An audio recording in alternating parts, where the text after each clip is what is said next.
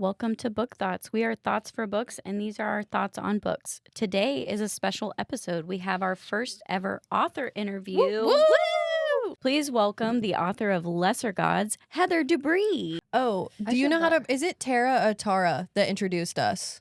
Oh, it's Tara. Tara? Mm-hmm. Okay. Thank you so much to @HiIt'sTara for setting this up. Before we jump in, we do have a content warning. Today's podcast is rated mature. We are Book Thoughts after all, so we are going to be using adult language, talking about adult topics, so please pay attention to who may be listening near you. This episode will contain spoilers for Lesser Gods. Lastly, I'm just going to apologize ahead of time. Maybe we, but definitely Emily and Jenna will at least mispronounce a name or place.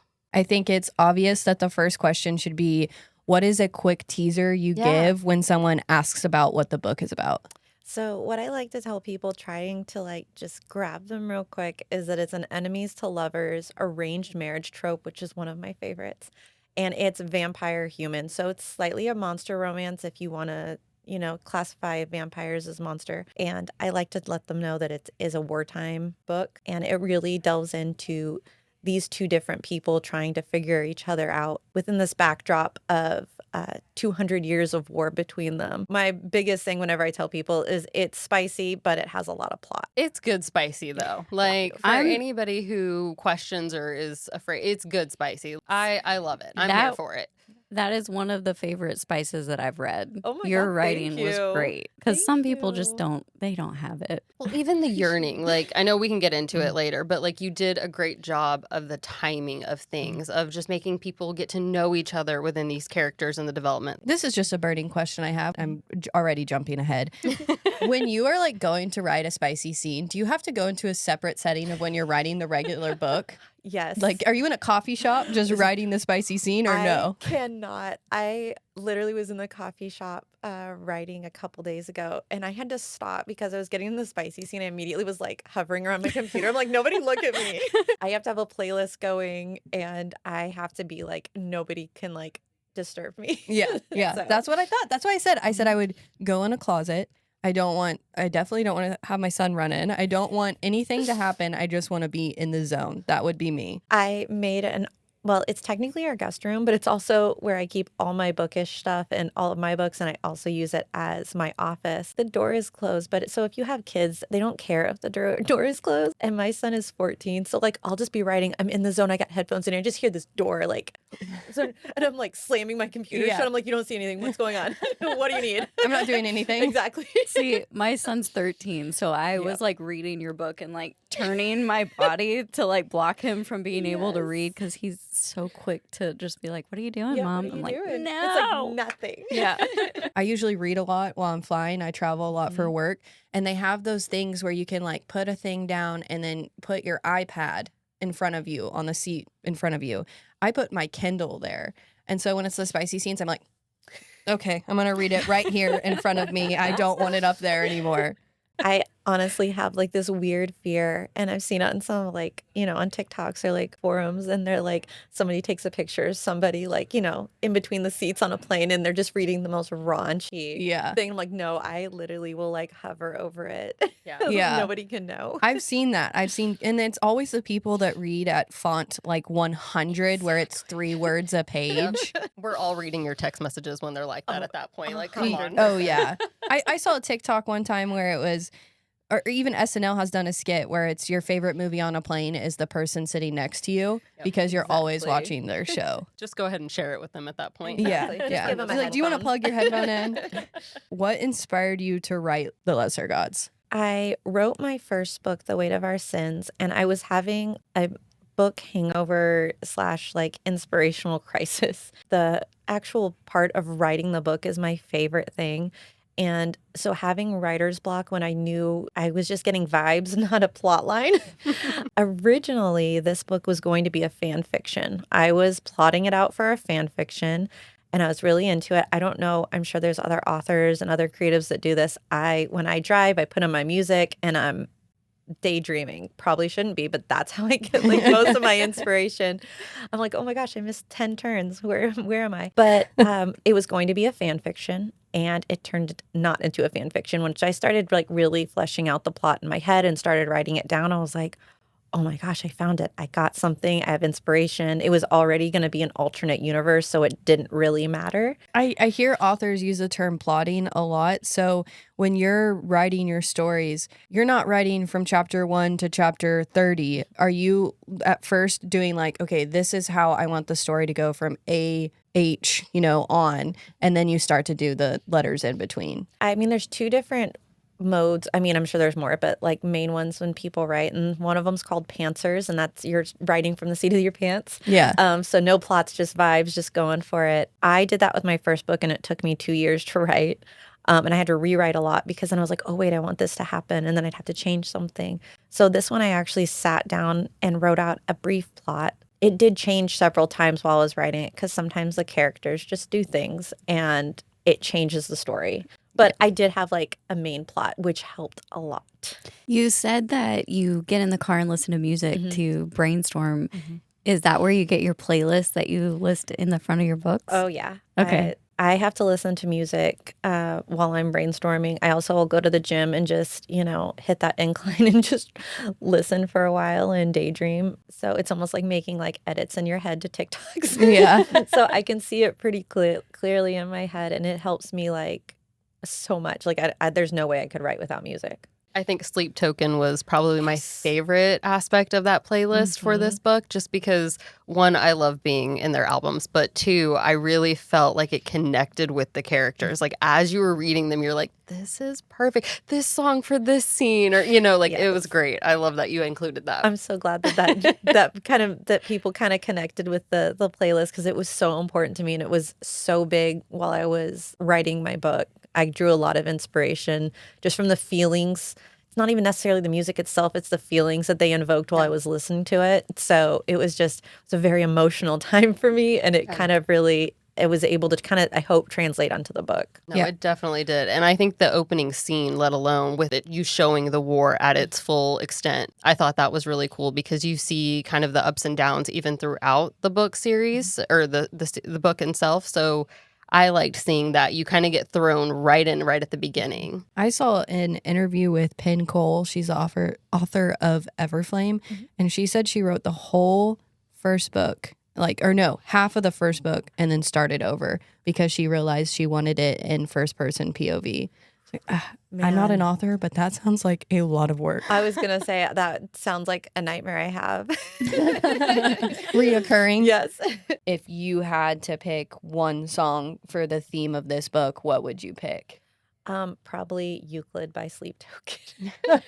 It's perfect. Yeah, it's kind of there. I listened to it on repeat so much before I even started the book. It just pulled at my heartstrings. And when I was trying to think up names, the names for my books are I will sit there. I'm like a mom picking out their first baby's name. And whenever I was like, you know what? I was like, everything in here is supposed to be derivative from Latin. I was like, perfect. Why not I don't even know what century. What about a weird mathematician, but make it sexy?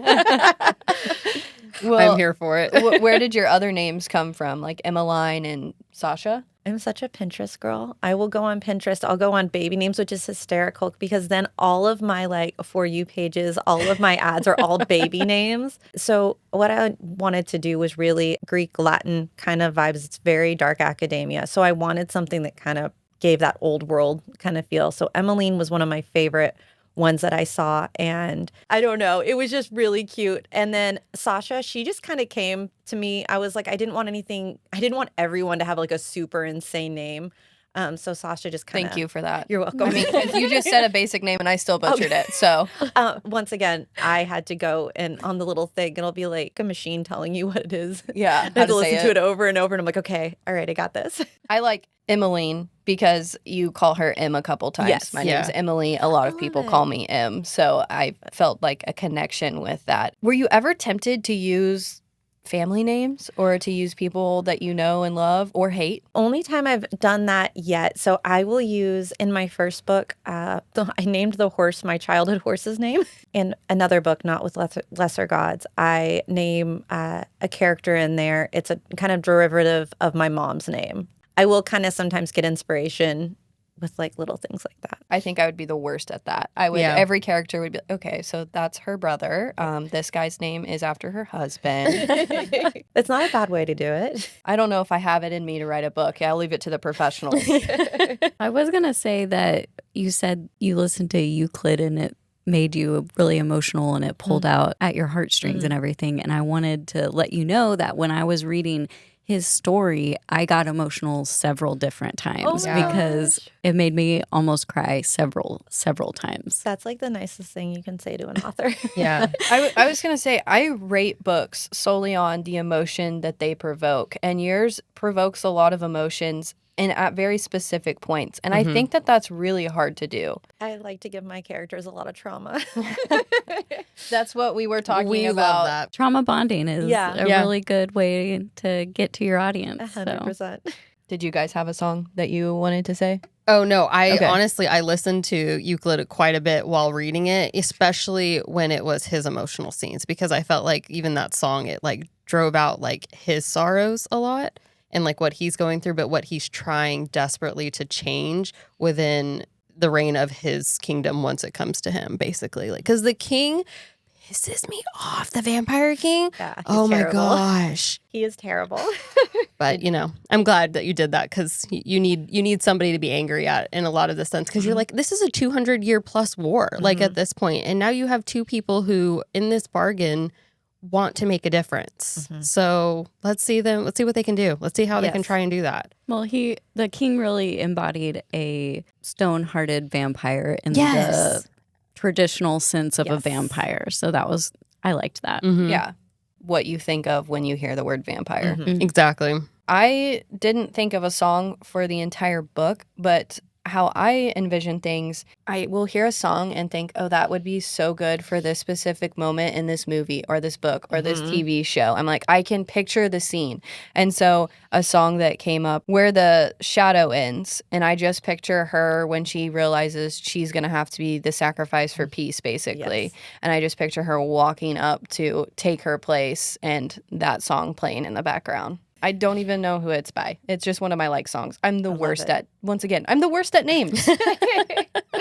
Spoiler alert. If you don't want the book to be spoiled for you, then look in the summary where you can skip ahead on the spoilers, and I'll say spoiler alert every single time. We're going to ask you what your favorite moment is that you wrote. So I was thinking about this a lot. I think my favorite one was the meadow scene, the juxtaposition between the vampires that she thought that they were and then bringing her to this beautiful place. In my mind, it's just quite an odd scene of them having like this picnic. Yeah. And I think the part when she realizes that Clyd was literally tearing people apart just to get to her, and that she had already been having like those inklings like, this is not the same person I thought this person was. And, when he literally is just so emotional, just wanting to make sure she's okay the entire day. He didn't care about anybody else. I don't know. It just really like, I wanted to have this big emotional moment where she is pulled in two separate directions, and it's what she was raised to think and what's actually going on in her just like internal battle at her feelings for her husband. And I kind of like that he always reminded her of his wife, like being his wife. Yes. He's like, you are my wife, and I will honor that to the full extent. Yes. Like, Because he already knew. I know. Oh. You really got me with that one. Like the whole blood ceremony itself, like was done really well, explaining like how she was picked, but then the reveal later of like why we see him like watching her from afar, bringing her that tea when she wasn't feeling well, like just all those little things. I was like, oh my God, all along he knew. I wanted to do a dual POV, but I decided not to because I wanted to kind of leave a reveal kind of thing. I wanted people to be in the dark as much as Emmeline was. Yeah. Well, that fade to black moment of her first hearing his voice in that first chapter, and then like them realizing that like something's not right. Like, why am I hearing you in my head? Like all that kind of stuff. I thought that was cool because we never forgot that as we're reading. We're just waiting for the clues to kind of lay out. Yes. So Yeah, but being human, she just didn't have the knowledge that he had as a vampire, like that, because they kept getting their education stolen. She didn't know. Yeah. If I talk too much, just tell me to shut up. I have 3 favorite ones that I wanted to bring up, and I'm going to use the wrong terminology. what's the ceremony called when he's gonna like bite her? Because the first one's the blood ceremony. The blood Right. ceremony. You know, I think it's just called the rite. might have to look back and double check on that It's one. it's No, you're blood good. right. The blood rite. The blood Okay. rite. Yes. Okay. I like my favorite part of the book is from when they're walking up the steps to do the blood rite for the rest of the book. I just think it's like nonstop action and love from that point on. And I really liked Imogen and Yes. Sasha. Yeah. I really liked them. At first, you're kind of like, is Imogen actually an ex-lover? But there was just a piece of me that thought, no, she just seems like she's up to something. Yeah. She's but- an instigator. An instigator. Yeah. Okay. 100%. So I couldn't decide if Sasha was with Imogen or if Sasha was with the uncle.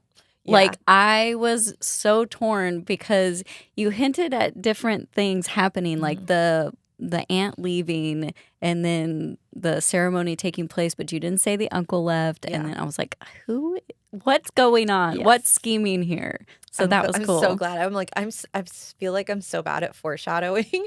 And so that makes me feel good. That No, you it were was like, good. That first like moon ceremony where like everything's chaotically just happening, and like she kind of like looks as everyone's like following, and I swear in that sense, that's when I was like, I hope she's looking at Imogen. I hope she's Yes. looking at Imogen. Like, Oh, go yeah. have fun. And I'm just like, please let this be who I'm Yes. thinking. And then she has the bite marks the next day. Yes. I instantly, I was like, they're hooking up. It's Yeah. Imogen. I know it's Imogen. Yeah. But also, you didn't put them in a ton, obviously. Mm-hmm. But at the same time, when Imogen is literally breaking down the door to get to her, that was very emotional. That Yeah. you could feel her love radiating. And then when she's saying it's okay, you could tell that she was reassuring herself instead of reassuring Sasha, who she Yes. just saved. Lastly, I like that really the only thing that M wanted was just a plain life. In so many books, movies, stories, you know that that's what the person wants, but it's not explicitly said. So I like that she really explains, like, no, that is what I want. I just want to live life, read books, and that be it. The dream. as somebody who had like a slightly traumatic several years of their life, it really is that thing like where you're so tired in your soul and all you want to do is just have a normal life. You want to go to work, you want to come home, you want to have coffee, you want to have a nice house. You don't yearn for any more chaos. And I feel like that was Right. kind of where she was at. Like she was, what do therapists call it? She was in like panic mode 24/7 Yeah. and she was exhausted. Mhm. And so the thought of her having to continue doing this was just like, that's what kind of broke her. Yeah. She really was a little rabbit. I personally related to that because I have lived in just chaos. And so you seek that calm throughout everything. What I loved about Emmeline is that she took her position seriously, and that power that even his father didn't want to necessarily give her. He wanted her to be that puppeteer of what their bargain was. She wanted to do more. And I think working together with Euclid was going to be the ultimate sacrifice, but also the end desire of them trying to make peace among both the humans and the vampires and see a new leaf turn. Yes. Like that to me was huge. So I truly appreciated that, seeing that you set this as a war backdrop and seeing all the turmoil and all the loss that each side had to go through, but then seeing that there could be peace at the end and calm and happiness for everybody. Yes. I appreciated that. At the cost of your revenge. Exactly. Well, Like yeah. you had Especially the not person- knowing what all the uncle was planning Yes. to. Yeah. And she still forgave. That was one of my favorite parts too, is that Sasha felt so guilty about betraying everybody and not being able to warn people, and nobody even cared. They were all like, it's okay. Yeah. I Yeah. think everybody kind of understood those emotions. Mhm. And I feel like everybody on either side, like Amias and stuff like that, they understood that need Yeah. for revenge. But Yeah. it's that maturity of realizing that that's just, violence just isn't going to beget violence. Mhm. And at the end, if you really want peace, you're going to have to let it go. It didn't hurt that she was in love with one of their Exactly. It helped a little. Do you have a favorite line that you've written, or one when I was about to say set the pen down. I imagine you did not handwrite this whole book, but when you were done typing, you're like, damn, that was pretty. I can't believe that came from me. Oh my gosh. So I have a couple that I always will put in my teasers and stuff like that.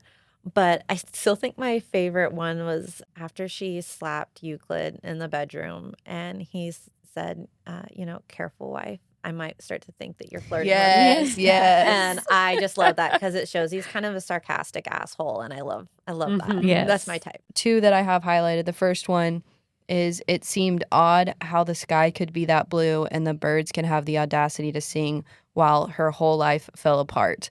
And I think that's so true. When like tragedy happens or you're going through something really awful, you do think about there are people around me just living their life. Mm-hmm. The sun decided to come out today.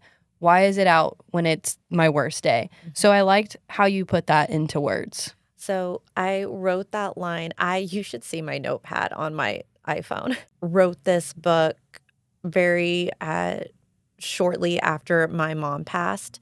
And I wrote that down when one day I was actually picking out her her gravestone plot.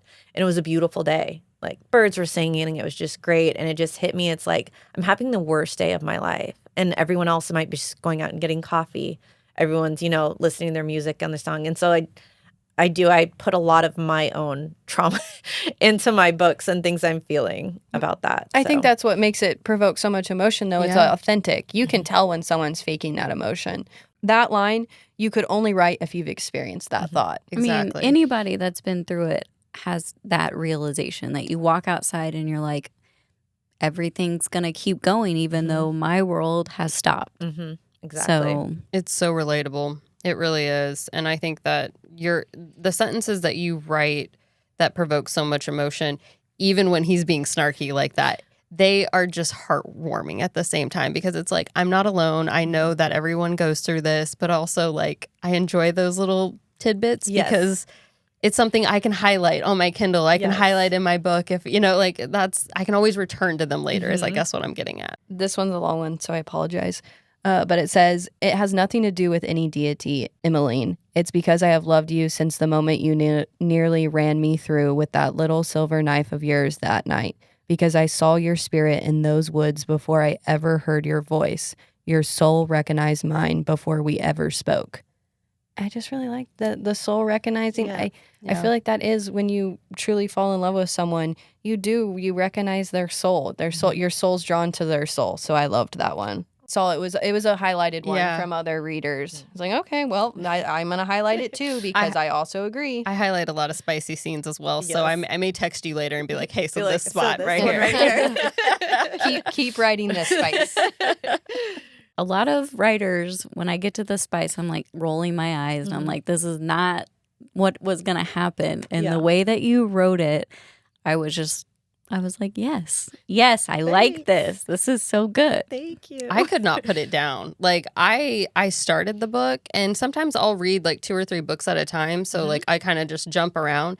I could not put it down. The minute I read that first intro chapter, I tried it on Kindle first and then I was like, nope, buying the book. Went ahead and ordered the book. I found out you were going to be at that event and I was like, I need to know from this first chapter, I need to know how this plays out. I need to know how it ends. So like I did. I literally finished it, walked into the door, met you, and I was like, okay, I want more. This is the biggest hype up I've ever had. Thanks, welcome. We enjoyed it. So we hope others do as well. Yes. That is what we're excited to share. I want to preface with I'm not saying that men can't do this, but this line where she says to push those feelings into small boxes and handle the situation at hand. Women are so good at that. Almost every lead female character in books, I feel like, is like, well, I have to deal with this emotion later. And I don't know if it's because we have to go through a lot just growing up. But we're so good at, okay, this feeling is, I'm going to put a save tab on it and just deal with it later in this little box that I have. So I do think that one little line added a lot to her character, and almost every female can relate to that. I would almost say without a doubt, every female can relate to that. And some men, they show their emotions as they feel them immediately. But I really liked that line. I think once again, that is still comes from like a place of trauma, especially like as somebody who has kids, something like that. You can be having the worst day of your life, something terrible and earth shattering. You could have been like, having a terrible panic attack.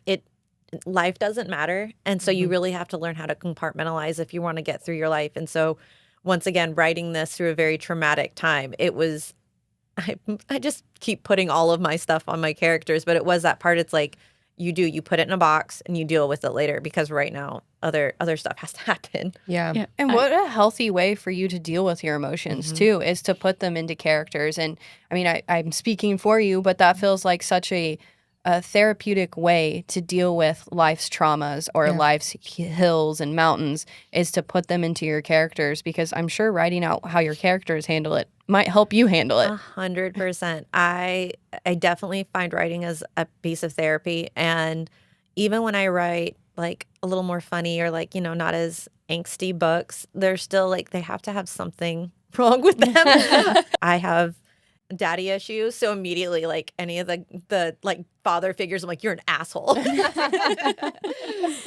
We are harsh on the dads. We are. We're very harsh on, especially in ACOTAR, the father Yes. figure in that. Yes. I can put a little spoiler for that too. So spoiler, if you haven't read ACOTAR, you should. But If you haven't, tried again. keep trying. Read the first 2 books, and if you hate it after the first 2 Exactly. books, you can give up. I should maybe even let Jenna tell this story, is that they try to give the dad redemption. She tries to give the dad redemption, and I think we all feel, I don't want to speak for you two, but we all feel like he doesn't deserve redemption. No. I don't. I raged. I mean- Oh, I did raged too. at that. I was like, no. Yeah. Why? It's that too little, too late kind of thing. Yeah. I don't care if you came in the middle of the war. Like, Yeah. you could have just gotten a job. Yeah. You could have just gotten off your ass. I Yeah. don't know, maybe. He should have learned how to compartmentalize. Yes. Exactly. No Yes. kidding. He should have read your book. Yeah, that would have changed everything. Everything. Now that's our next fan fiction. Yeah, it is. We're actually going to redo the story. Daddy Artron goes to Yeah. therapy. Yes. Oh my gosh, that's perfect. We have to cancel this episode. We got to immediately start writing. We're going to the coffee shop, guys.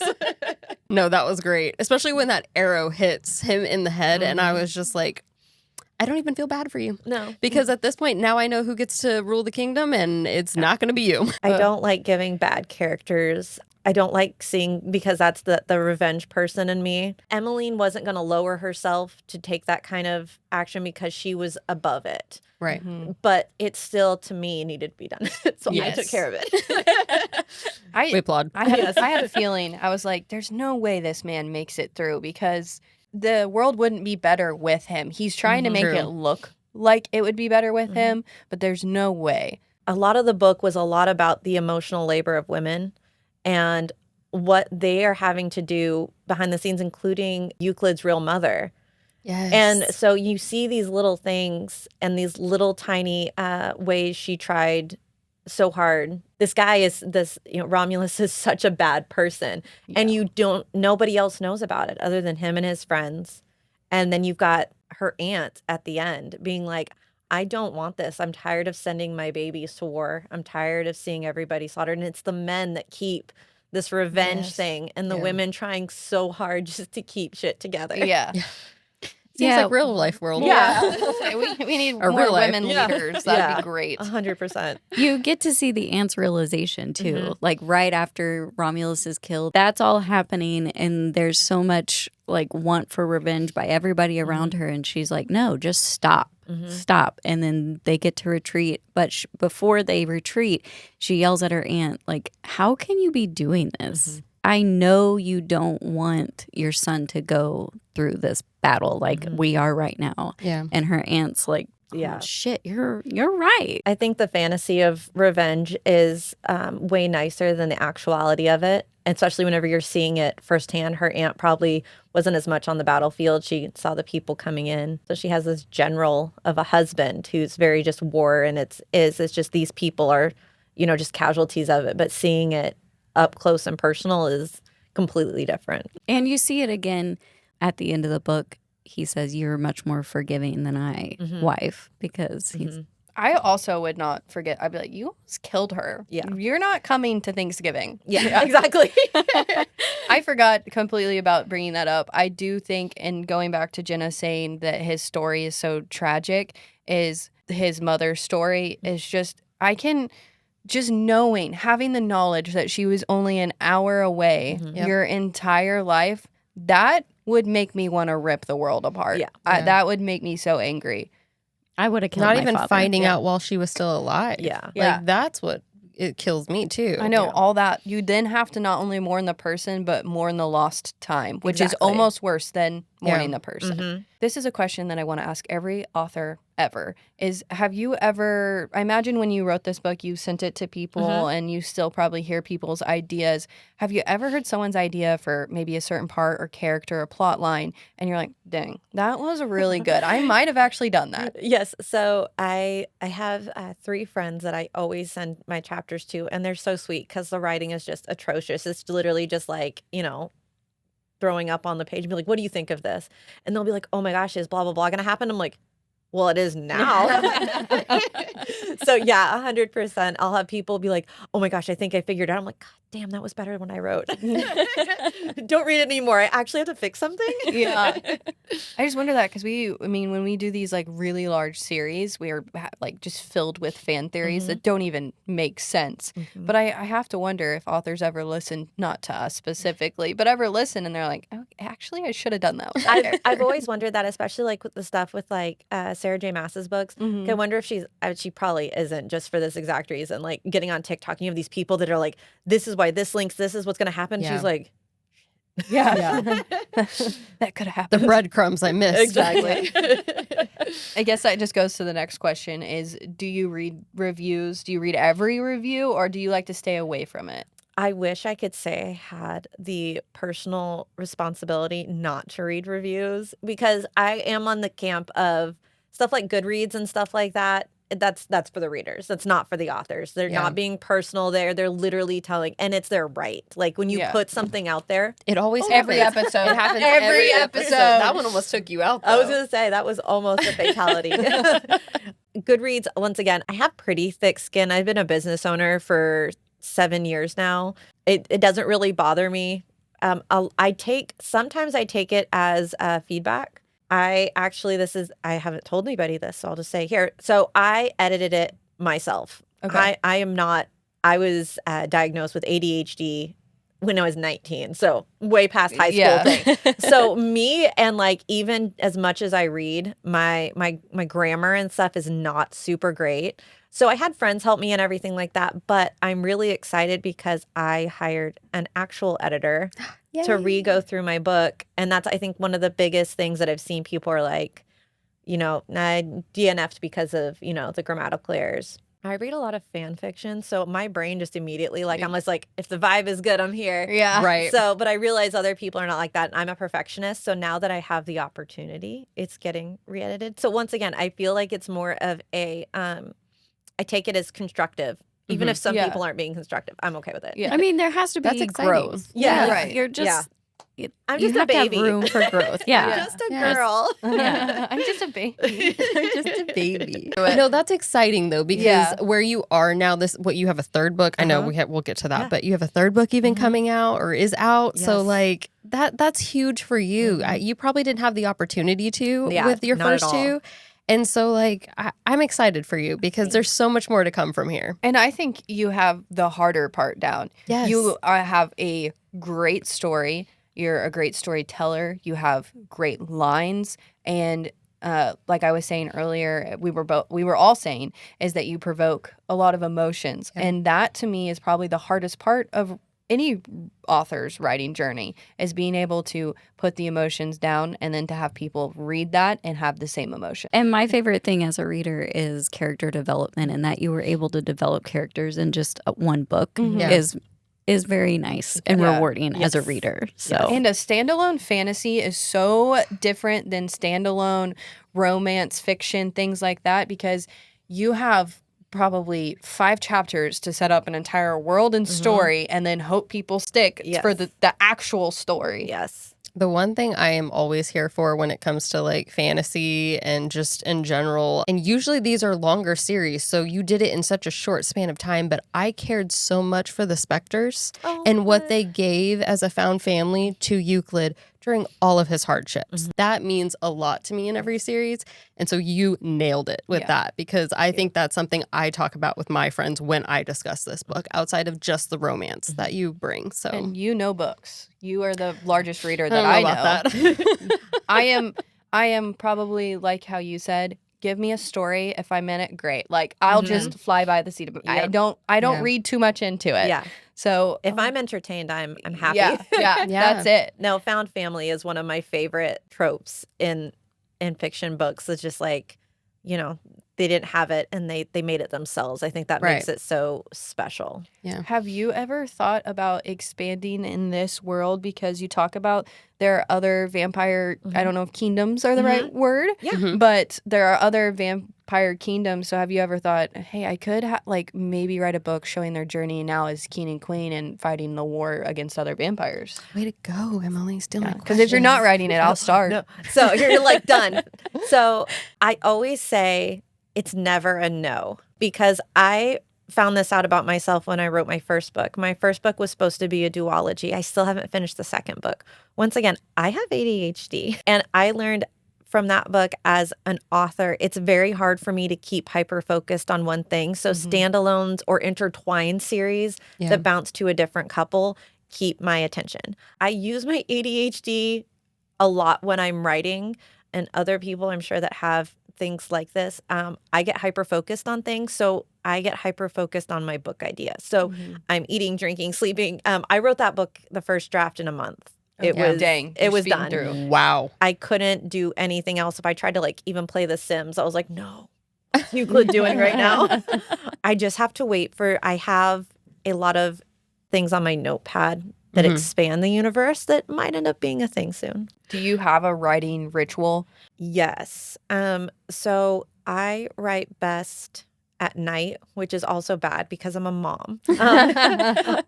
So I'm tired a lot of the times. My husband is he's a finance bro. He's one of those people. He's like, I need to be in an office. I need a chair. Everything is very efficient. And he told me like a year and a half ago, he's like, you need to start working at a desk. Stop writing in bed. You're gonna be more efficient. I'm like, you don't know anything. Anyway, I got a desk, and 100% I became so much more efficient. And I was like, damn it. I get my tea, headphones. I put on my playlist. Sometimes I can't listen to the words while I'm writing, so I will get on and put on like the YouTube. It'll be like dark romance ambiance or something like that.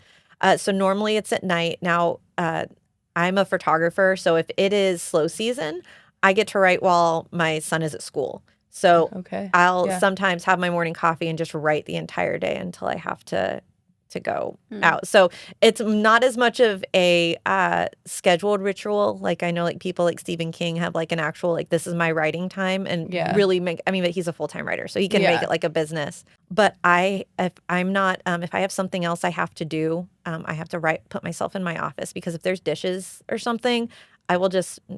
Like, oh my gosh, the dog needs to go out. Oh my gosh, I have to go do dishes. Yeah. And that's whenever I go to like the coffee shops. That helps a lot. That's me. I was literally doing the dishes before we came here because I was like, if I don't do this, I'm going to be thinking about the whole time how the dishes aren't done. Yeah, she got done with something. She goes, okay, what else is going to bother me while I'm gone? Yes. And then I vacuumed. Yep, 100%. Do you have a favorite? I mean, you said tea. And I was going to ask you if you love tea and coffee because that was in the book. I was like, I feel like this girl loves it. So. I love tea and coffee are my thing. Yeah. The Tazo passion tea. So good. And then just coffee, just in general. I drink a lot of it. Yeah, I do. We all do. Too much probably, but never going to stop. If your book ever became a movie or a TV show, do you have anyone in mind for any of the characters' roles? Yes. Okay. I'm going to get my Google ready so I can look up every person. Up. When I was writing Euclid, I had a pretty clear picture of him in my head. At the same time, I was watching House of Dragon. And you know how I feel about like my blonde, white-haired characters. So Ewan Mitchell, he played Aemon Targaryen.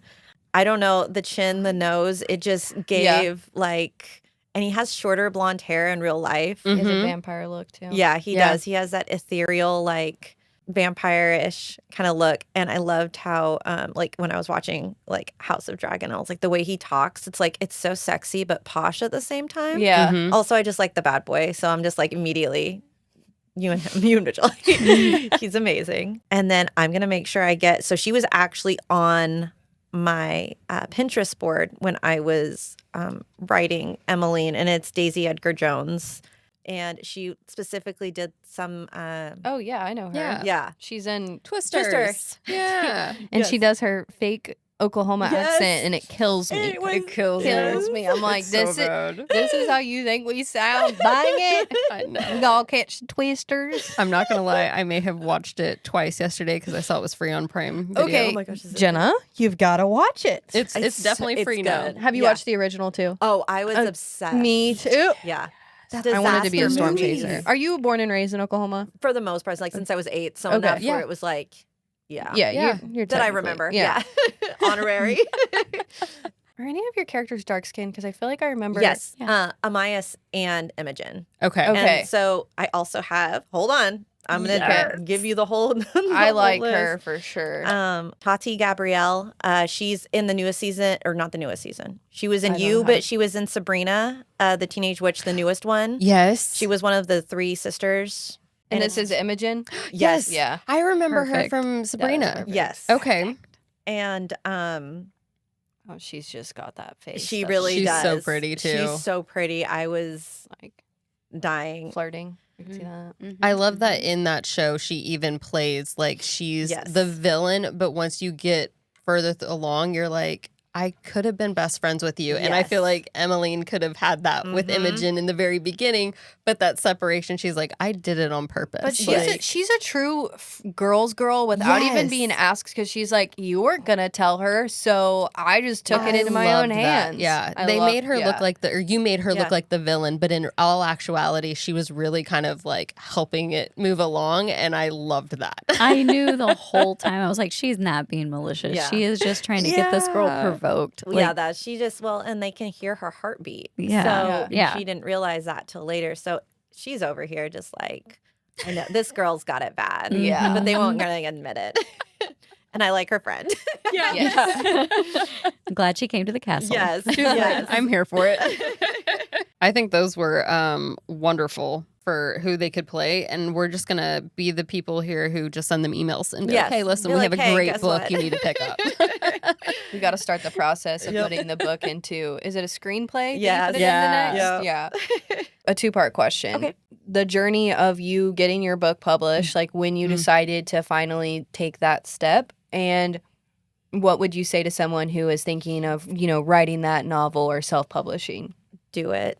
Just don't stop the writing process. I feel like there was such like that turning point in my life where there was so many reasons why I should have just quit and just given it up. But at the end of the day, and I know this might sound depressing, but I say this in the most positive way ever. And we all get one life and we are all going to die. Do it. Like, Yeah. why? Why not? It might flop, whatever. You still wrote a book. In this day and age, we are so, so lucky to have the things that we have to be able to get our work out there. When I was growing up and I wanted to be a writer, it seemed like the most far off dream ever because everyone, you had a publisher. It just wasn't something that would be an actuality.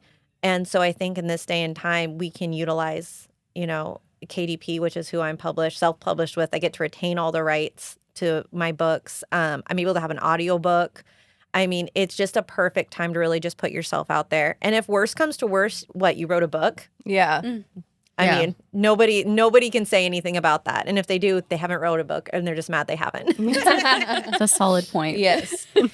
How often have you reread your book? Like when you were done with it, does it now, or do you every once in a while you're like, I actually want to pick that out and reread it? So there is that thing, like write a book that you would read because you're going to read it a million times. And it's true. I have read that book so many times. It is crazy. So through editing process to making sure that there's no plot holes. And there still be times I'll be like, I really liked that scene. I'm going to go back and read that. Yeah. Which is kind of cool because then you're like, oh my God, I wrote that. That's really Yeah. neat. This was from my mind. Exactly. Do you have a tattoo from this book? Yes, I'm getting a tattoo. I've already talked to my tattoo artist. So there's two that I'm kind of going over is the Latin phrase that they say, all it means is blood above all else. And then I was thinking about getting the Spectre's mask somewhere on me. Yes. So, yeah. This is going back, but you said that when you were young, you were thinking about how becoming an author was just a pipe dream. So what was the thing that pushed you to say, no, I'm going to do it? I have, like I said, had a pretty traumatic, past. And I am a huge advocate for mental health and for medication. Medication saved my life. And I think after being in crisis mode for so long, you finally get that feeling of like peace and you're not in chaos anymore. You're in a really good place in your life. And then mentally you've started healing.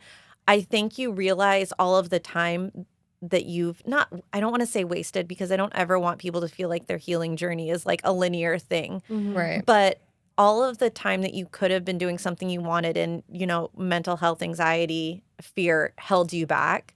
And so it really was one of those things. I kind of got some clarity. I was like, why not do this? The worst is that, like I said, I wrote a book. I don't have to be a New York Times bestselling author, but this is something I want to do. And I'm just going to do it for the plot. So Yeah, I love that. Because I think people that are watching this episode or that aren't taking that next step to do the thing they love, like do a podcast. I don't know, just saying, is that, book talk is crazy popular right now. Podcasts are crazy popular right now. It'd be very easy to say there's too many people out there already doing it. I don't want to do it. But we do this because we love it. Like, this is so fun. I love to hear my voice in this mic. Yes. I love for people to know my crazy thoughts because if I keep them inside too long, then that's not good either. Yes. And you're talking to the right group about mental health. Yeah. My husband is a psychiatric nurse practitioner. That's so awesome. yeah, so you're talking to people that believe in mental health and it being a priority and taking care of yourself both externally, internally. And if you need medicine, there's no shame there. 100%. If you want to try a holistic journey, go for it. Do what helps you become a better you. What can we expect from you in the future? So I just wrote my third book. It's out on pre-order. And actually, it's a contemporary romance. This is my first time doing that. I hadn't really read a lot of contemporary romance, and I started reading a lot of like Anna Huang and Lights Out. So I started kind of tipping my toes into that and had an idea for a contemporary romance, which was insane, writing like cell phones and stuff like that into a book after that. So the assignment comes out on June 1st. I am really excited about that. Yes. Well, we're excited to keep reading your books and seeing what you have in the future. We're excited to promote this episode and share the book with other people. Honestly, thank you for coming. 'Cause Yeah, this thank was you a for lot being of our fun. first author I interview. feel so honored. Yeah, we feel honored. We feel honored that you took time out of your day to sit with us. We're brand new at this. So we're super excited for you. Well, and you guys are excited for killing this. it. Oh. Thank you. I'm also glad that our first author interview is a Tulsa girl. Yes. Just like that. Yes. So that's pretty big, I think. And I love that you have so much inspiration for people, like you just said, that want to go out there and do their thing. It's awesome that we're trying to do our thing, you're trying to do your thing, and then this is our first interview. I don't think it could have been more perfect. No. Now let's wrap it up. Thank you so much for listening to this week's episode. Next episode, we will be doing a strip down of Lesser Gods. And be sure to check us out on YouTube, Instagram, and Facebook. Tune in every Friday for a new episode of Book Thoughts! Thoughts.